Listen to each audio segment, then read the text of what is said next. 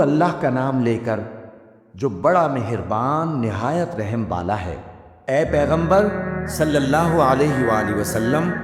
جو چیز اللہ نے تمہارے لیے جائز کی ہے تم اس سے کنارہ کشی کیوں کرتے ہو؟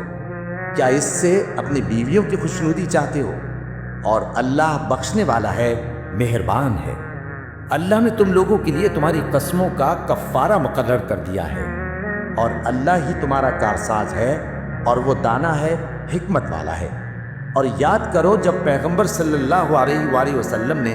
اپنی ایک بیوی سے ایک بھید کی بات کہی تو اس نے دوسری کو بتا دی، پھر جب اس نے اس کو ظاہر کر دیا اور اللہ نے اس حال سے پیغمبر صلی اللہ علیہ وآلہ وسلم کو آگاہ کر دیا تو پیغمبر صلی اللہ علیہ وآلہ وسلم نے ان بیوی کو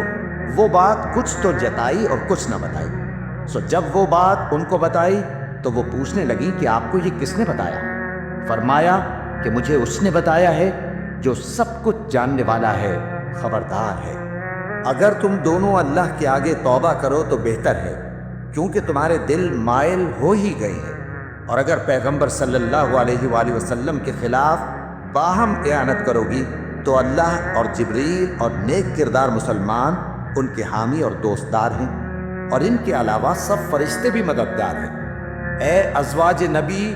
اگر پیغمبر صلی اللہ علیہ وآلہ وسلم تم کو طلاق دے دیں تو عجب نہیں کہ ان کا پروردگار تمہارے بدلے ان کو تم سے بہتر بیویاں دے دے، مسلمان، ایمان والیاں، فرما بردار، توبہ کرنے والیاں، عبادت گزار، روزہ رکھنے والیاں، شادی شدہ اور کنواریاں۔ مومنوں، اپنے آپ کو اور اپنے اہل و عیال کو اس آگ سے بچاؤ جس کا ایندھن آدمی اور پتھر ہوں گے، اور جس پر تند خو اور سخت گیر فرشتے مقرر ہیں۔ وہ کسی حکم کی جو اللہ ان کو دیتا ہے نافرمانی نہیں کرتے، اور جو حکم ان کو ملتا ہے اسے بجا لاتی ہیں۔ کافروں، آج بہانے مت بناؤ، جو عمل تم کیا کرتے تھے انہی کا تم کو بدلہ دیا جائے گا۔ مومنوں، اللہ کے آگے صاف دل سے توبہ کرو، امید ہے کہ وہ تمہارے گناہ تم سے دور کر دے گا اور تم کو جنتوں میں جن کے نیچے نہریں بہہ رہی ہیں داخل کرے گا۔ اس دن اللہ پیغمبر صلی اللہ علیہ وآلہ وسلم کو اور ان لوگوں کو جو ان کے ساتھ ایمان لائے ہیں رسوا نہیں کرے گا، بلکہ ان کا نور ایمان ان کے آگے اور داہنی طرف روشنی کرتا ہوا چل رہا ہوگا، اور وہ اللہ سے التجا کریں گے کہ اے پروردگار، ہمارا نور ہمارے لیے پورا کر اور ہمیں معاف فرما، بے شک اللہ ہر چیز پر قادر ہے۔ اے پیغمبر صلی اللہ علیہ وآلہ وسلم، کافروں اور منافقوں سے جہاد کرو اور ان پر سختی کرو، اور ان کا ٹھکانہ دوزخ ہے اور وہ بہت بری جگہ ہے۔ اللہ نے کافروں کے لیے نوح کی بیوی اور لوط کی بیوی کی مثال بیان فرمائی ہے۔ یہ دونوں ہمارے دو نیک بندوں کے گھر میں تھے،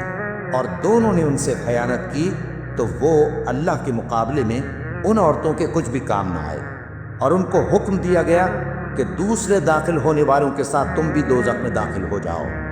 اور مومنوں کے لیے ایک مثال تو فرعون کی بیوی کی بیان فرمائی کہ اس نے اللہ سے التجا کی کہ اے میرے پروردگار، میرے لیے بہشت میں اپنے پاس ایک گھر بنا اور مجھے فرعون اور اس کے عمل سے نجات بخش اور ظالم لوگوں سے مجھ کو چھڑا لے۔ اور دوسری مثال عمران کی بیٹی مریم کی، جنہوں نے اپنی عزت و ناموس کو محفوظ رکھا